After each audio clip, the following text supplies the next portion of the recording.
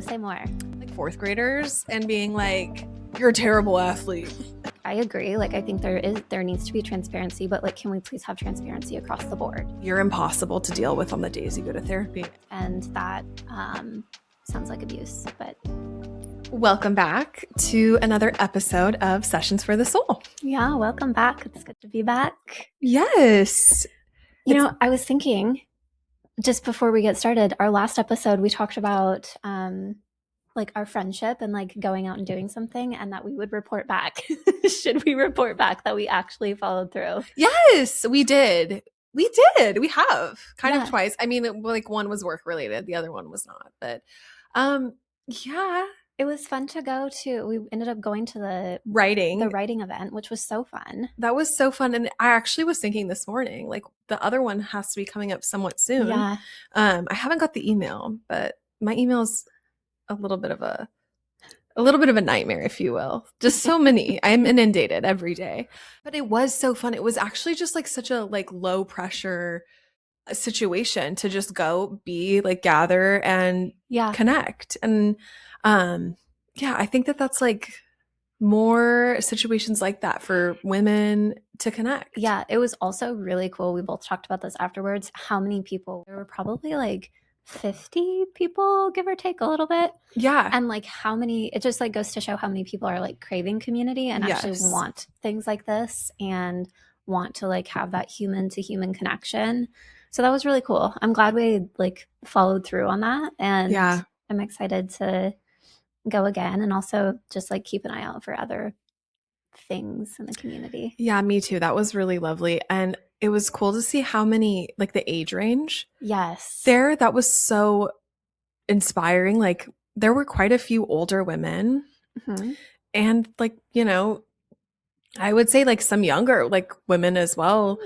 So like, I mean, guessing like ages maybe like late 18, 19 to I'm going to say in their 70s. I was going to say that too, 70s, 80s maybe. Yeah. Like it was really cool. It was, and like, I love that. I love like the gathering and just the wisdom shared and to listen. And yeah, it was so fun. Yeah. And it feels good to like put into practice the things that we're talking about. So yeah. I love that. You guys, we did it. We're nurturing our friendship and on schedule. Burke has entered the chat. Hello. Yeah. Do you want to do an I said what I said today before we get started? Yes. Do you want to go? Sure. I'll go first. Okay, you guys, this was inspired by a conversation I was having with someone recently, but the culture around childhood sports is toxic. I said what I said.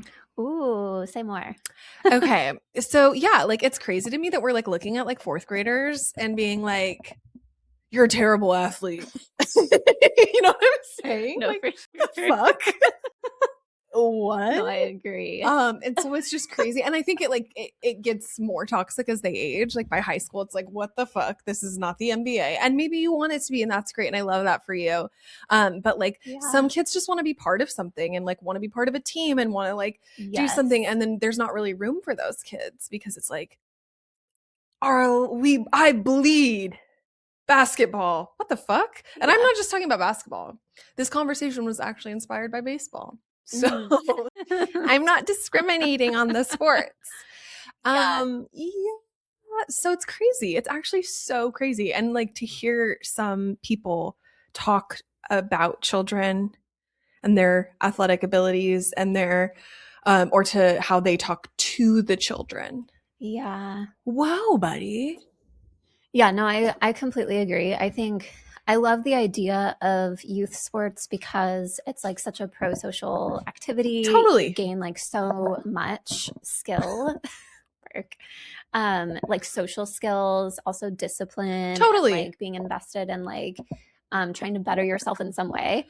And like being a part of a team and learning how to work with others. Yeah, absolutely. Respecting authority, like your coach and stuff like that. But yes, I totally agree where it's like, this is youth sports. Like, let's calm down a little bit. And it starts in like first or second grade. Sorry, you guys. What is happening, Burke? Sit. Lay down. Yeah. Because I agree with all of that as well. And I like totally, like, I played sports as a kid. Like, like I did softball and played basketball. Like, I did the whole nine, and I did them through high school.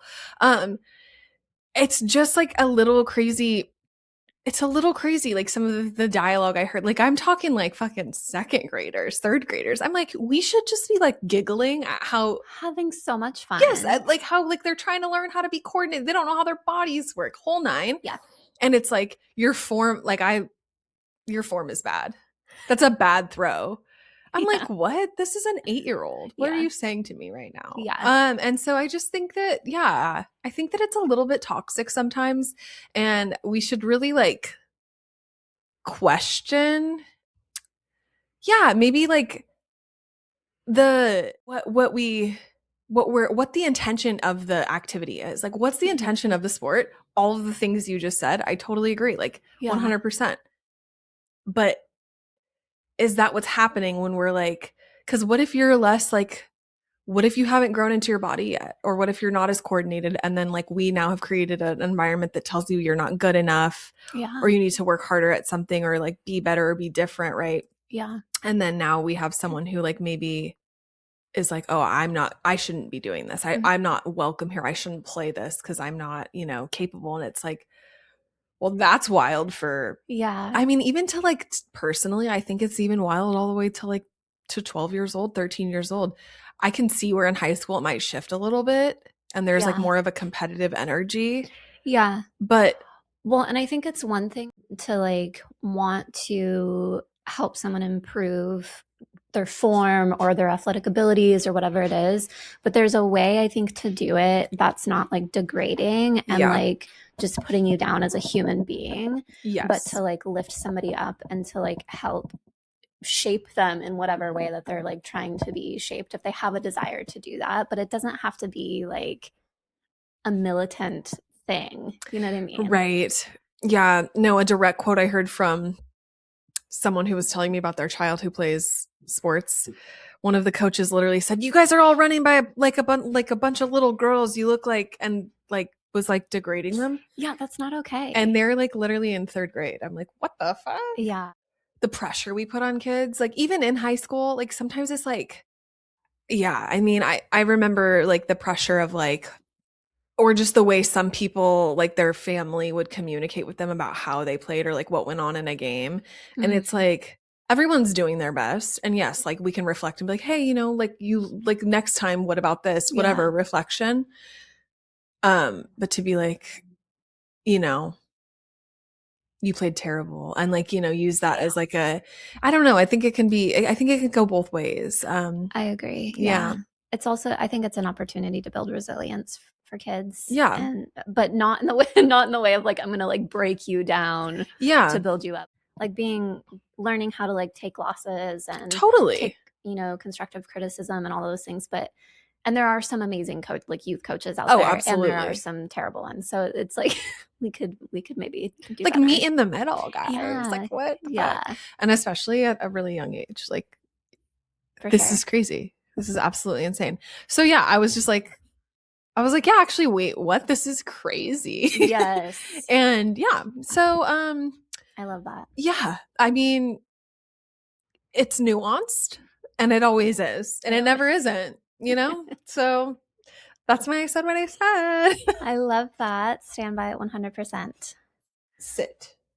This little fish. I know.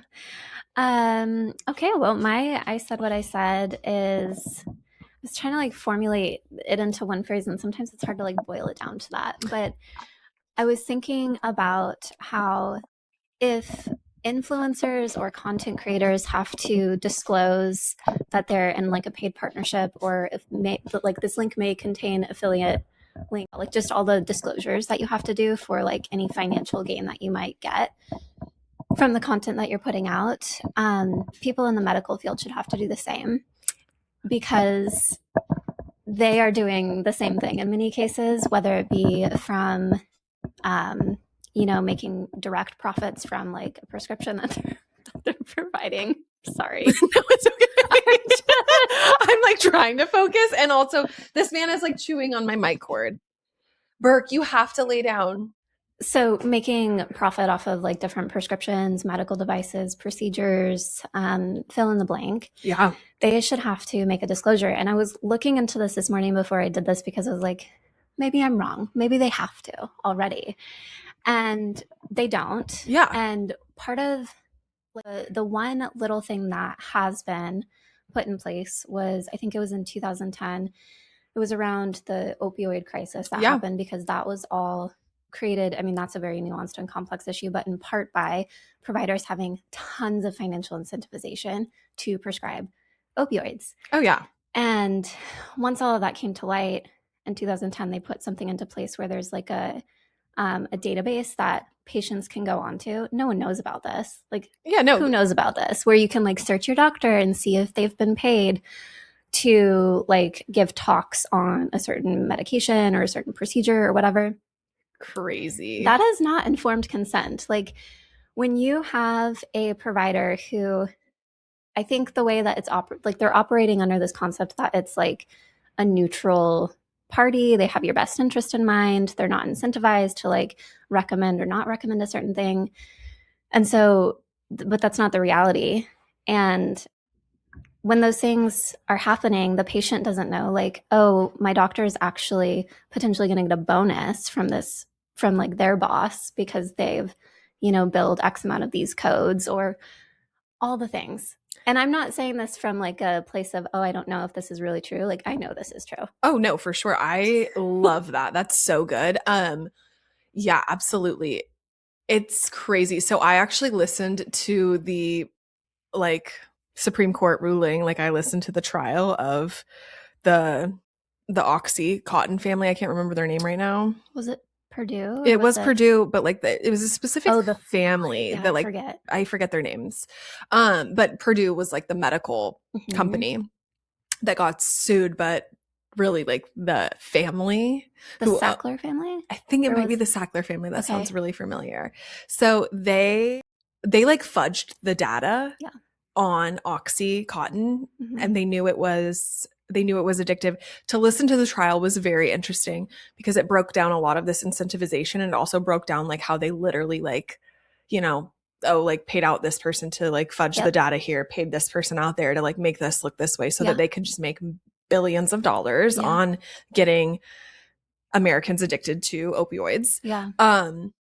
And it was actually like really yucky, jarring numbers how many doctors got kickbacks and payouts from, oh yeah, just write this prescription. You can write it for this. They've got a headache, write it for that. Oh, their neck hurts, write it for that. This is like a magic pill. Yeah.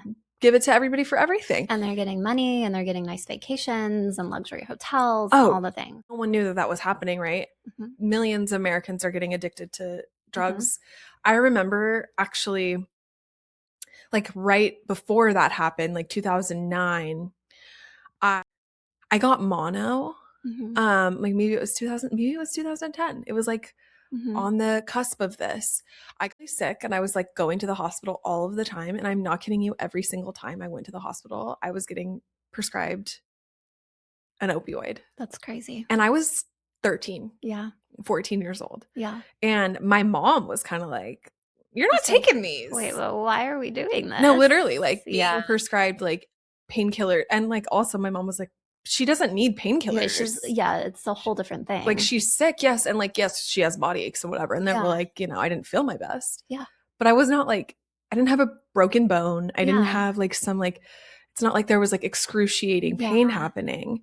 And it was just like a really weird thing where like every time I went to the hospital or the emergency room, it was like, here's another prescription. Here's like a bunch of pills. Yeah. And then like a year later or whatever, all of this came to light. And it was kind of like, it's so yucky and sad and gross and harmful. Yeah. And I think especially in the medical industry, when as a patient, you're going in under the premise of like, my doctor has my best interest in mind. And a lot of times that's true, but unfortunately it's not always true because there are incentivizations, whether it be through what we just talked about or through like an internal structure, which is not illegal to which I think is wrong unless you're going to be transparent and disclose it to patients, but to have like a bonus structure or commission-based type structure in terms of salary for your employees to recommend, like to upsell you basically on different procedures, devices, etc. It's like, how are we supposed to trust providers when these pay structures are in place?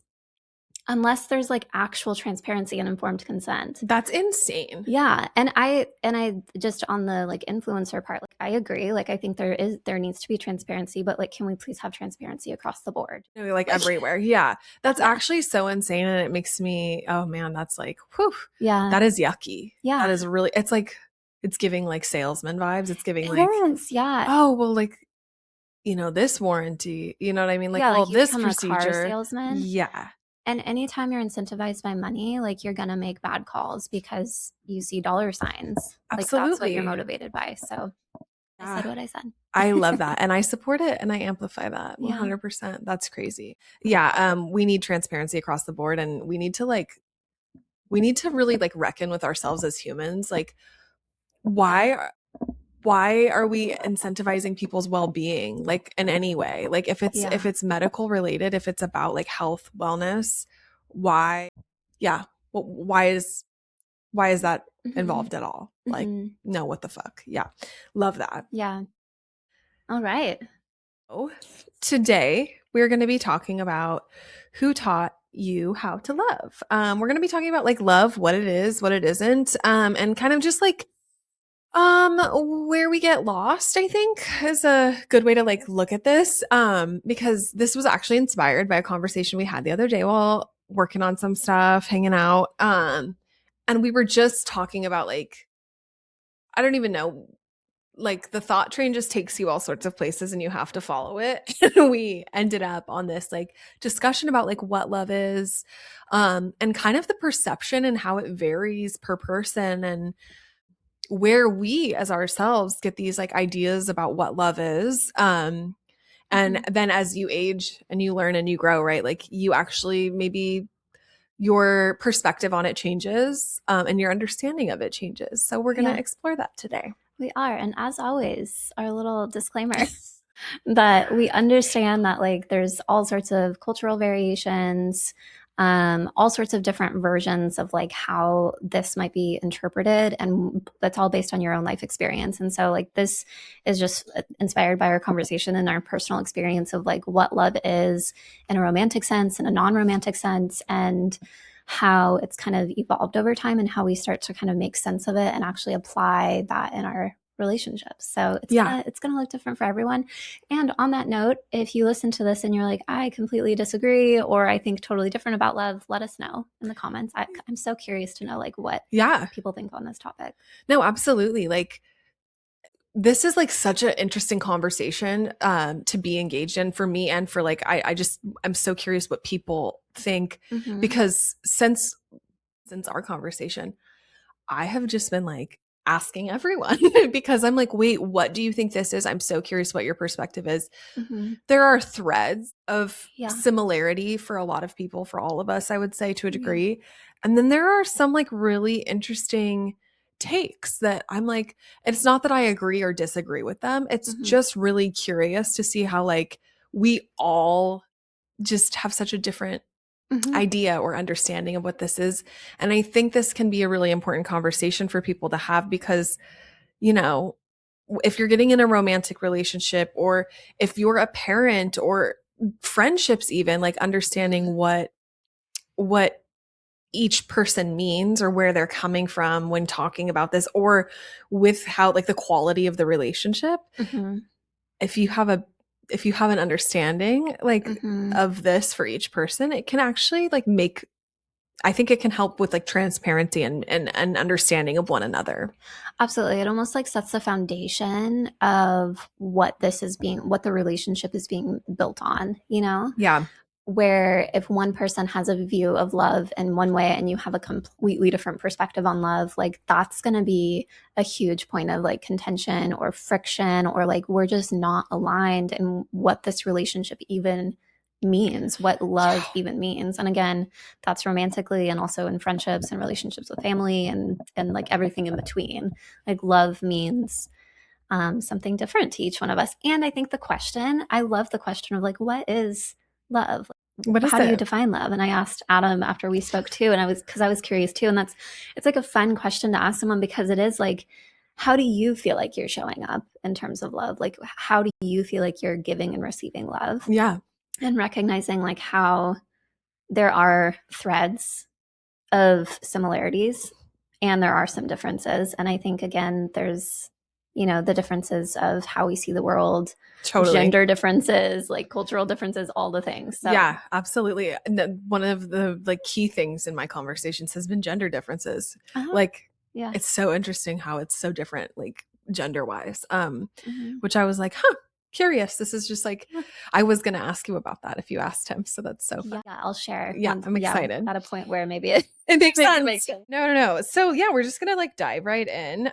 So one thing that like I think is really important to mention in this conversation is like a lot of the patterns we have in understanding relation, I guess, is like learned through our lived experience, like Kayla mentioned, but it's sometimes we learn love through survival versus safety. And I think that can be a big piece of how we interpret what love means and what love is. So, yeah, I think that just is relative, but I guess we should dive into like what love is. Yeah. So I looked up the definition of love, and this was really curious to me because when you Google it just kind of says like love is less of a feeling and more of an action. And it talks about, like how love requires it's an action that requires like sacrifice, discipline, dedication, and it's two people committed to like the well-being and like care of another person, essentially, is like that's the Spark Notes version. No, that's pretty spot on. I Googled it this morning too. Yeah. So I was like, I wonder, I just need a little picture of like, how are we like baseline defining this? And that's what Google said. In the ethers. Yeah. When I read that, I was like, that's crazy. I don't know if I see it that way, but okay. Sure. But it was just really interesting. Yeah. So I think that that's like maybe the general understanding of what love is. Yeah. But I'm curious, like, should we share what we think love is? Yeah. Take it away. Okay. Well, I mean, I don't really know that I have a great way to, I don't know if I can put this into a sentence very well. Well, and I think that's the hard part is like, how do you just like boil it down to like one sentence? Like, this is what love is. Yeah, that's tough. It is tough. I think it's nuanced. No, it is nuanced. I think that there's so many layers to it, but I do agree with like some of the elements of like, yes, it's a commitment, I guess, to the well-being of something, or especially, let's clarify, when we're speaking about a relationship, a human being, like another human, or like an animal, or like, our fur babies or whatever, love is like a commitment in that way to the well-being of another person. But I also do think like love is, when I think about love, I think about like the pure, true, like the purest form of love. I don't, it's not like, it's not imprisonment, or like it's not, I think I'm better at communicating what I think it's not. It's not like expectation, or like kind of us like holding someone in this box, or it's not scarce. It's not afraid of like rejection, or what's the word I'm looking for? It's not, it doesn't have expectation. Yeah, that's what I'm trying to say. So love is just kind of like this pure, like light thing that I think it feels like freedom. It feels like safety. It encourages growth and like fluidity to a degree. Yeah. And I think it just is like, I don't even know if there's words for it to like describe what it is. Yeah. Yeah. No. And I think that touches on like the maybe like these two parts of like, there's the very concrete forms of love, which is kind of what Google provides. Yeah. More abstract, less tangible forms of love, or the way that love takes shape in different relationships. And so like the the definition that Google provides, I can relate to in a lot of ways in from the foundation of like I don't think it's just a feeling, although I do think it is. Like part of Yeah. it is a feeling. I think it would be kind of weird to say that none of it's a feeling. Like Right. love is Well, you feel you it. feel love for someone. Yeah, maybe there's like other sub feelings in there. I don't know. But I think in addition to that, it's the action and like the giving and receiving of all these things, including like helping someone grow into like the fullest version of themselves, or at least walking alongside them as they do that, Yeah. and being, supportive in that capacity. And there are these components of like sacrificing in some ways, not in the way of like I'm losing myself. And I think that can be maybe how it's like interpreted sometimes. If you think of the word sacrifice, like it feels like I'm dying to myself for you. And I don't think that's what it needs to be. Like Yeah. that to me actually doesn't seem like love, to like completely lose yourself for the sake of someone else. So I do think there are those like action components to it and like very tangible components to it. And to your point of some of these like things that are really hard to put into words, of like facilitating someone like reaching their highest potential or their highest self, and like the liberation and the freedom and the safety, like those are really hard to like put into words, I think. Yeah, absolutely. Yeah, I think, I totally agree with everything you're saying on that. Because it is like, of course, when we look at it's like when you have a child, right? You love them. Like it's it's supposed to be unconditional love, but it's also a commitment because like Yeah. it's hard to raise a child. It Yeah. takes a lot of work. You're exhausted. And in many ways, like for mothers, we do actually lose ourselves to a degree. It's like the death of like the self we Yeah. once knew. Because like now we are like a sort of we're providing for another being. And Yeah. so that does take commitment, discipline, sacrifice, like all of these things, right? Yeah. All of those words are relative. But I love what you said about how it's not like it is not this like, I think that's where we kind of get like lost for sure as humans, because actually like one of the greatest things we can do as mothers, as people, is like nourish ourselves so that we can love better, right? Yeah. And so when we like look at it as this like death of self, or like totally like putting ourselves and our own needs and our well-being like Yeah. aside, or like boxing it up and But it's putting it because I away. love you. Yeah, Like like I that's, have to be yeah. like, honestly, low key, I'm like, that's like fucking codependency. Yeah. And that's Well, and I think that goes back to like this concept of like, did you learn to love through survival? right. Like of all, and we've done so Totally. many different episodes on those concepts of like how your behavior patterns and how you're showing up in your current relationships are actually based on like survival patterns in many Totally. ways. Yeah. Yeah. Yeah. I love that. Because it is like, it's an important thing to distinct. And I think that unfortunately, like, unless you're like having these conversations or dissecting, like, well, what does love mean to me? Yeah. Maybe you like, people do think that it is about like sort of boxing up yourself, or like separating these parts of you in order Yeah. to be of service for someone else, Yeah. or that's how at least that word definitely comes across when like looking at this. Yeah. But yeah, I think it's really important for us to note like that love is encouraging of growth and freedom. And when I say freedom, let me just clarify, like I'm not talking about like going out and just like doing whatever you want. Like that's crazy. Oh my god, that's actually insane. That's not what I mean. But I do mean that love is, it feels free, and that like you're allowed to be like you're allowed to be an expression of yourself. You're allowed to express yourself. You're allowed to Yeah. explore, and like you said, someone's walking alongside of you Yes, through that journey. through that Yeah. journey. Yeah, I'm the opposite of that would be like you feel like love is confining and like you're in shackles and you're put in this box and there's no room for like natural evolution and growth and expansion and curiosity and all of those things. And that sounds like abuse, but I don't, right? Yeah, that's hilarious. It just like it seems that doesn't feel like love in any No, way. no, it doesn't feel like love. And I think that like one of the things about, um, about that is kind of like the identity structures, like the traps we can get caught in love is like sometimes I think that people have an idea or an understanding through, what they saw, what they've experienced, the love that was demonstrated for them as children, et cetera, right? Like all these things.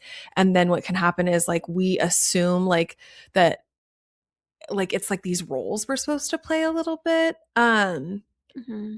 And that can be confining in that way, like, right? And it can, I think sometimes like I don't know, I've seen this sometimes with just in my lived experience, whatever, friendships, conversations that have been had, like the possessiveness or the protection that we can feel around who we love. But Mm-hmm. sometimes that is actually like really inhibiting. Like, Yeah.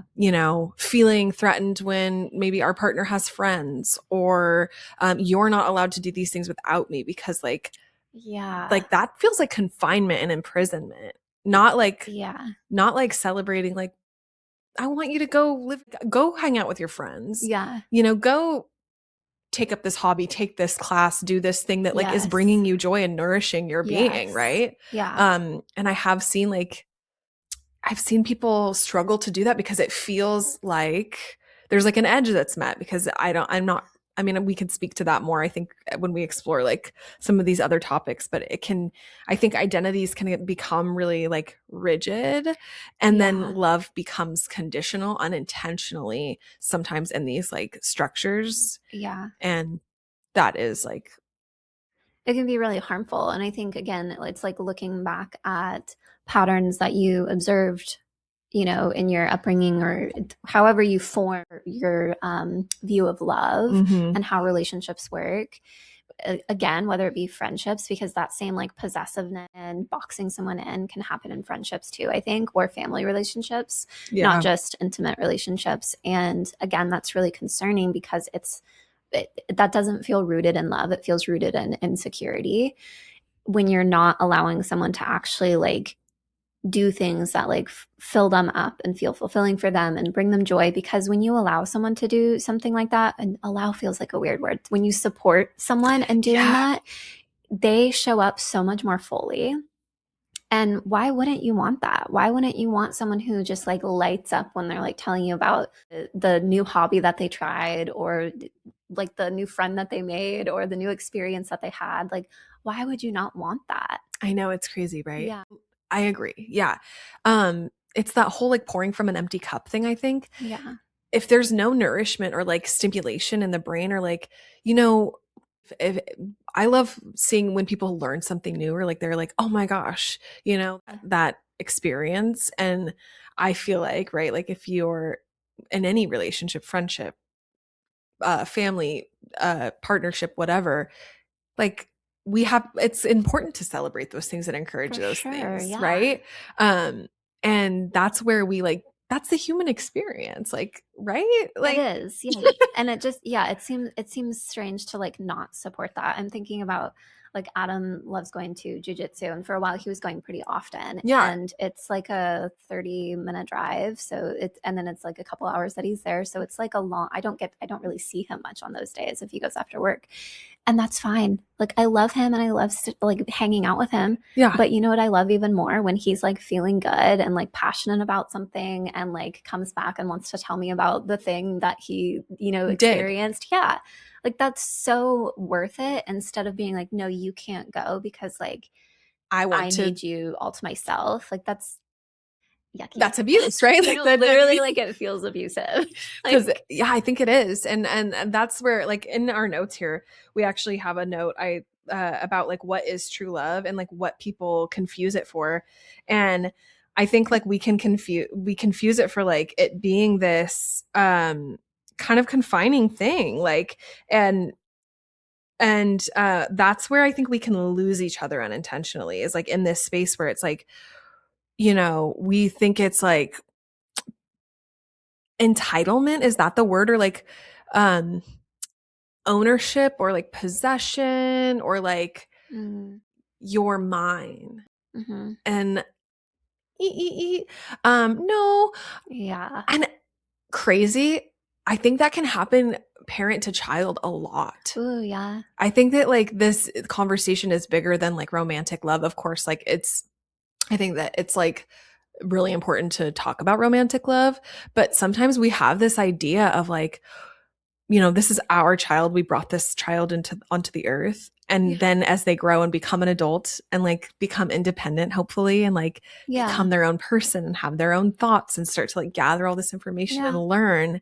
Yeah. There was like this idea of like, but you're part of me, which is totally valid. And to feel that like deep connection and love, but like sometimes that can overextend as projection, as like an ownership of like, well, when they think differently or they show up differently, or like maybe we don't agree with something, it can kind of feel we meet an edge of like, no, this is not okay because like I actually am in control of you. It's very problematic. Super feels super yucky. And I think we can project that onto romantic partners as well.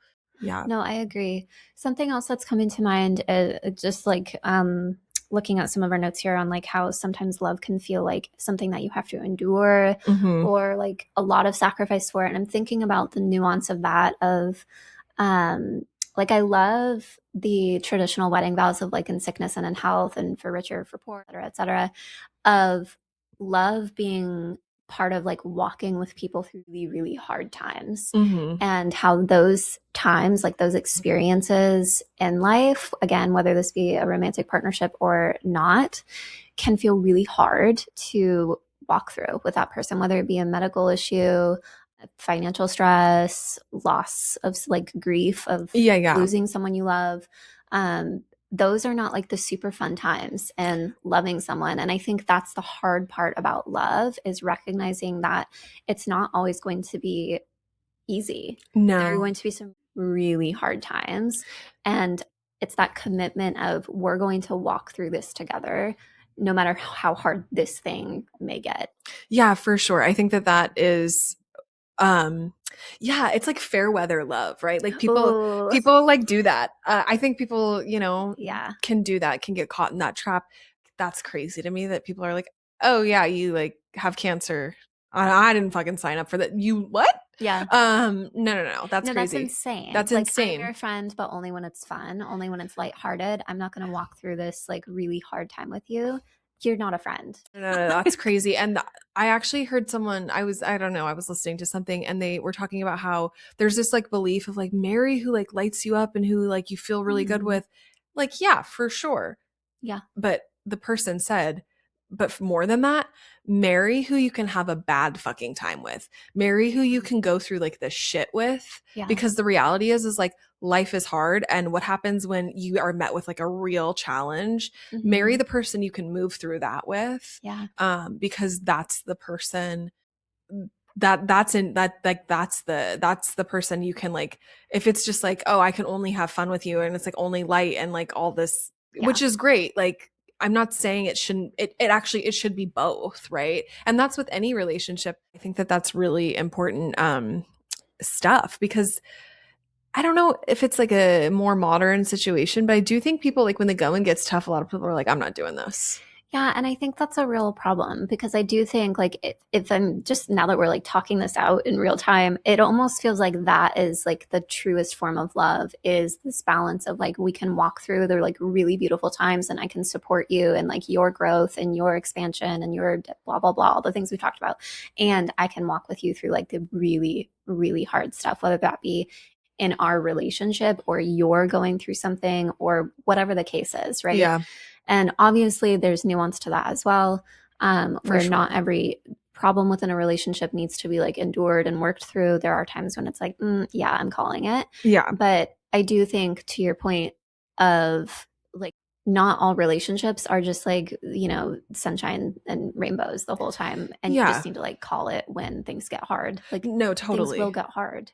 Yes. And I think that there's a really important distinction to be made here when it comes to like the hard things. Cause some like personal expansion's a great one. Like if sometimes relationships don't survive personal expansion, and this is a reality. Mm-hmm. If moving through something hard and staying committed to somebody when it's a life experience, illness, like all the things you stated, right? Like mm-hmm. sickness, health, financial strain, whatever, right? Yeah. That's different than a relationship struggling to survive you growing as a person. Yes. And I think that that's a really important distinction to be made, because I think sometimes people can hear these conversations about this and be like, well, I'm supposed to stay no matter how hard it gets, right. no matter how, not supportive this situation is. Right. And that's not what we're talking about. That's not what we're saying, because there is a reality of like, if someone is threatened by your growth, if someone is not able to support, you on your journey to healing something, to understanding something about yourself, expanding, whether that be like personal expansion of like, hey, I've started to dissect this thing from my childhood and I need to go to therapy, and I'm learning all these things and I'm learning these things about myself, and you start changing as a person and your inner landscape starts changing. This is actually like a very real thing. A lot of relationships don't survive this moment, right? That is okay. I think it's really okay to walk away from something when it gets to that point, because if staying in the relationship means that you have to stop going on that healing journey or getting the like tools and resources you need to grow, expand, heal something, that relationship is probably not meant to come with you onto that next level, right? And I've experienced that in my own romantic relationships, where it's like, I actually had a partner that I was involved with for a very long time. And when I started to really dive into therapy, there were many conversations about how like, I hate this. I don't want you doing this. And a boundary was set of like, you don't talk to me on days you go to therapy. And I was like, what? Like, I would be so excited. I'd come home and be like, I just like uncovered this thing and I learned this, and like I'm seeing this pattern and I'm understanding this. And he was like, you're impossible to deal with on the days you go to therapy. And I was like, you mean I'm impossible to manipulate? That's crazy. Yeah. Well, and I think that begs the question of like, is this even love? And are we even together? Like, are we even walking this path together? If like you're not willing to come along on this like journey with me.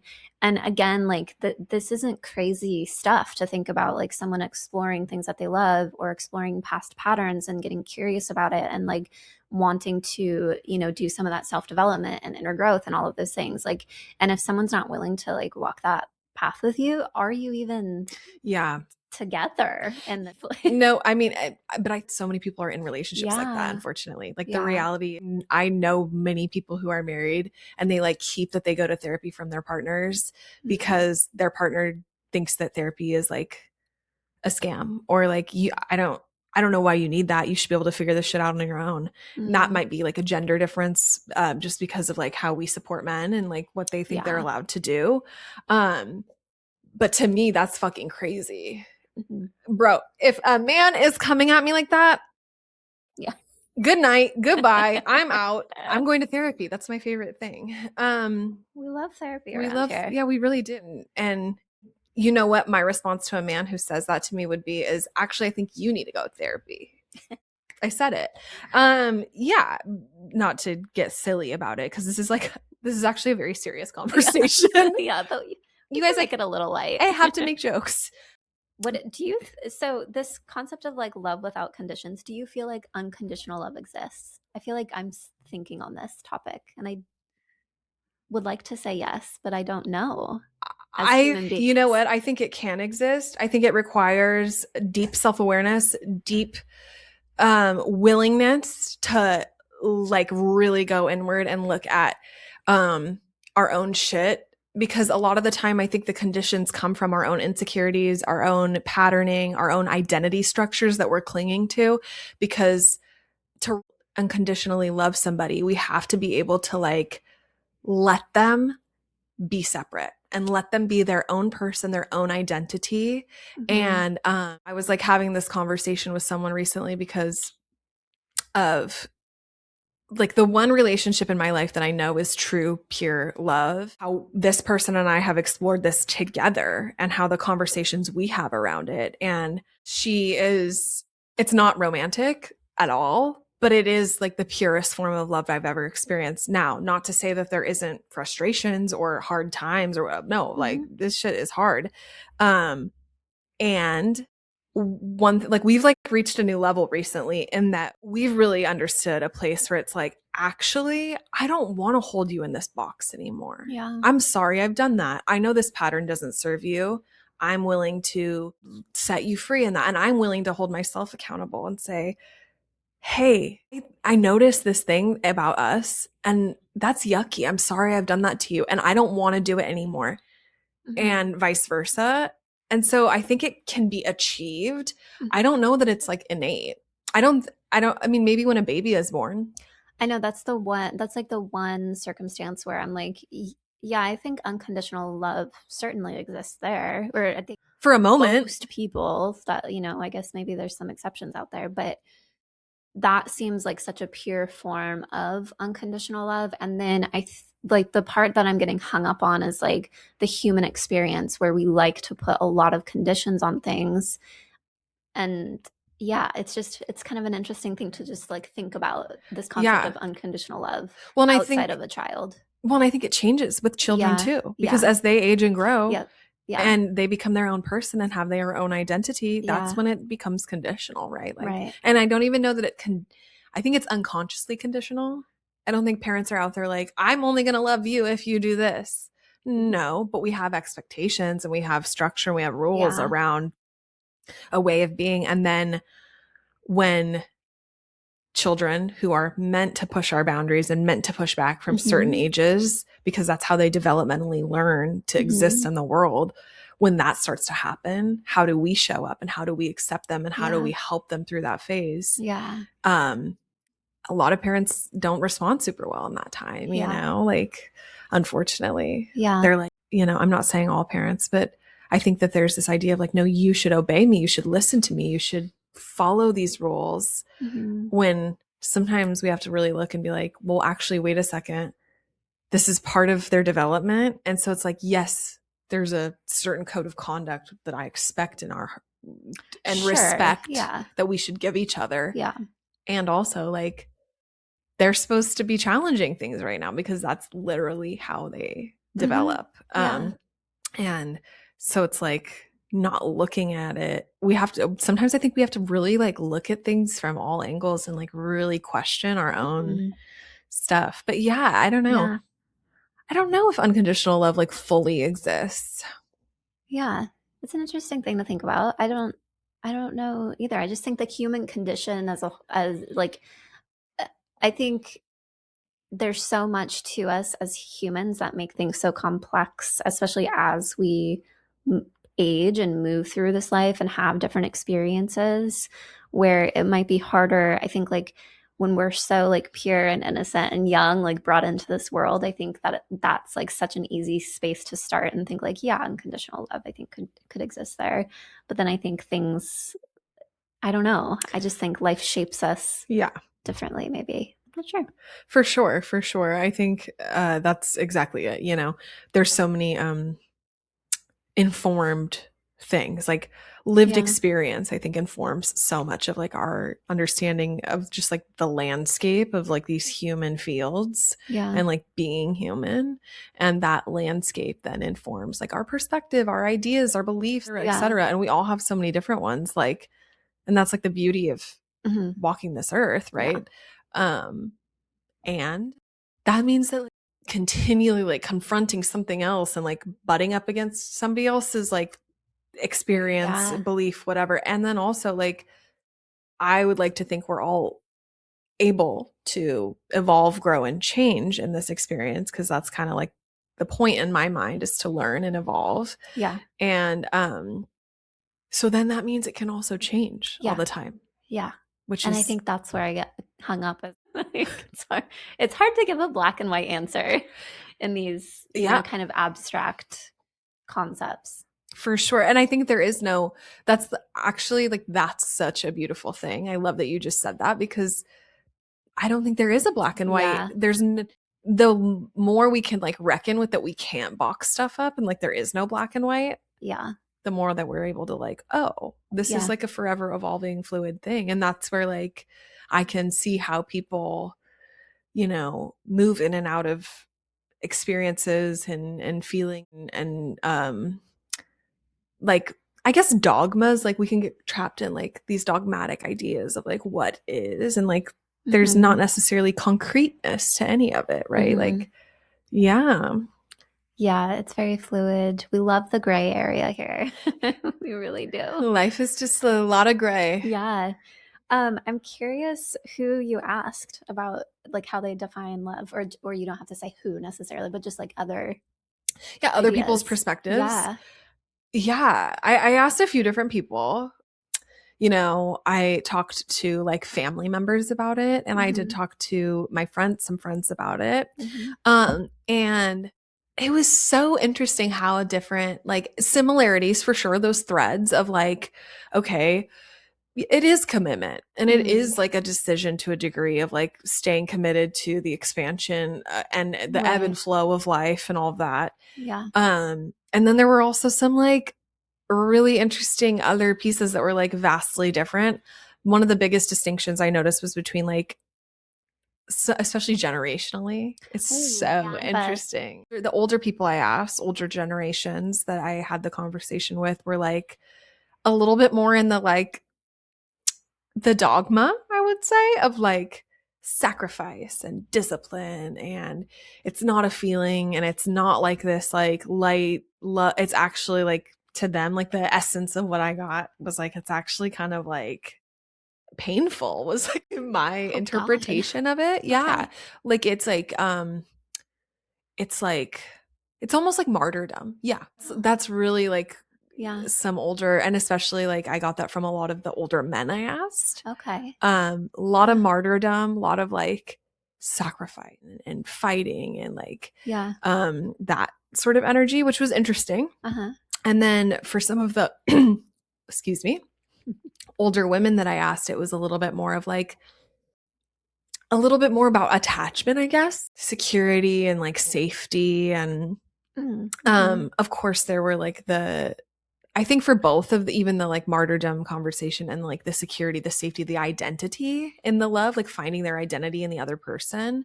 There was still, of course, like the feeling of like, well, like you know, I love, you know, this person because of XYZ, or like I'm committed to a life with this person, or I'm committed to this thing. And I was like, okay, yeah, like that all makes sense. And like, those were some of the threads.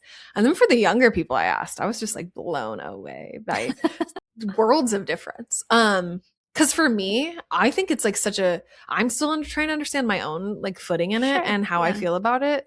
Cause I don't think I will be sharing them on this podcast, but I have some probably like more controversial ideas about life and love and all of that. But that's because I don't think they're controversial. I understand how other people would see them as controversial.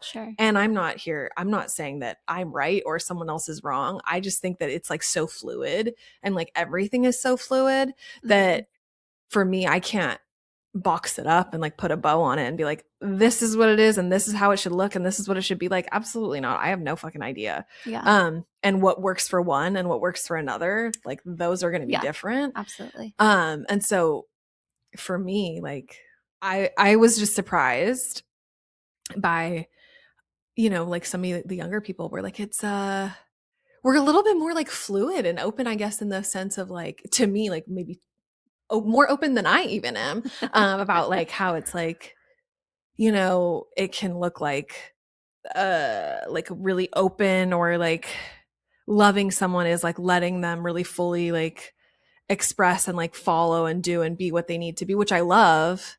But also like maybe the like boundaries of that were like, there are no boundaries to that. And I was like, well, you guys, I'm a crazy ass person and I'm jealous. So I don't know if I can like get on that train. Like open relationships, is that what they're talking about? Yeah, like some of that, some like polyamory discussion, some like, you know, there was like different like fields of it. But yeah, so like the younger people were just like, yeah. And like I also asked children in my life. And I love that. it was actually so cute. I asked my nephew, who's 6, what love is to him. And he was like, it's just like when my mom cuddles me at night and, you know, like when you get me chicken nuggets and buy me toys. And I was like, that's cool. Yeah. I love that so much. Oh my gosh. It's like when you build Legos with me. I was like, that is love, isn't it? Isn't it? You know, because do I want to be here building this Lego? Not always. Because let me tell you, some of these Legos out here are crazy. Why are there so many pieces? Yeah. And then when you get to a certain step and you realize you put like 8 steps back wrong and you have to take the whole fucking thing apart. No. Legos are really fun. I can't wait.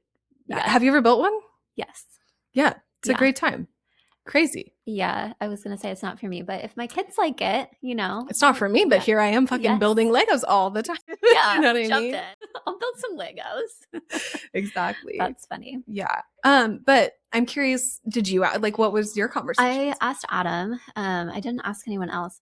I'd be curious to know what other people think. And just the initial response was in some like provision, protection, and sacrifice in both the literal and not so literal sense. He's like, I would literally die for you. Like I would do anything I would need to do to protect you.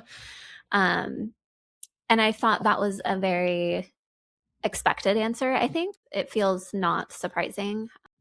And I understand that. And we also talked about like these other components of love, of like the growing together and like the commitment of like walking this whole journey together and like being able to give and receive and all of the like action based things as well and some of these abstract things. And he was like, well, I feel like that's just a given. Like I feel like that's just kind of expected in love, you know, like watching someone grow and supporting them their journey in life. So I love that. I wasn't surprised. I feel like that's pretty common, and I feel like it's okay to have like these different views of what love is and to recognize like there are generational differences, there are gender differences, there are other cultural differences. Like there's so many influencing factors. And just getting curious about it and also recognizing like, oh, of course there's differences. Why wouldn't there be differences? Oh, totally. No, I feel like that's, first of all, that's beautiful. The like growth element that's like a given. I would think it would be a given, right? And like common, but I actually don't know if it is. I don't think so. And then also like the men I talk to, that would be very common and like answer. Like, yes. Yeah. Protection. Absolutely. Like my dad was very much on that train. Yeah. I think that's pretty common for a man. I mean, in a way, I think it's common for us too, like for women as well. But like maybe we word it differently because like same, I would do that. Yeah. And also, and maybe that's more intense when it comes to like mother-child love and like how the definition of love might change depending on the relationship. Like some of those like nitty-gritty details. For sure. Yeah, that's exactly like, yeah, I agree. Yeah, that's really cool. I love that. I would love to hear from like our listeners if you're willing to share. Obviously, no pressure, but what do you guys think love is? Or like, does any of this resonate with you? I mean, I know we haven't really given like a concrete thing here or like it's kind of just like exploring the idea of love. This is a thought exploration. You know what I mean? This is a thought exploration, I think. And I would just be so curious, you know, does any of this resonate with you or does any of it not resonate with you? Like, has anything we said been like, what the fuck? I disagree completely. Yeah. Maybe we said some really controversial things that don't seem like it to us, but for others, they might be like, whoa. And that's true. I think we've been relatively good this episode, mainly because I haven't shared my own beliefs. And no, I'm just totally kidding, you guys. I'm literally totally kidding. I really do believe in like, in love. I really do. Actually, it's crazy. And I also think that I think sometimes like you know what I think? I think humans think we know a lot about a lot and we actually don't know much about anything. And I go in and out of that belief or that thought, but I do think that is true. And so with that being said, I could not know anything. But I do know this. The love of my life is my sister so far. And that love I've learned so much about myself and just how to love someone and how to like let someone grow and be themselves through that relationship. And I think that has been such a blessing and a gift because I don't know.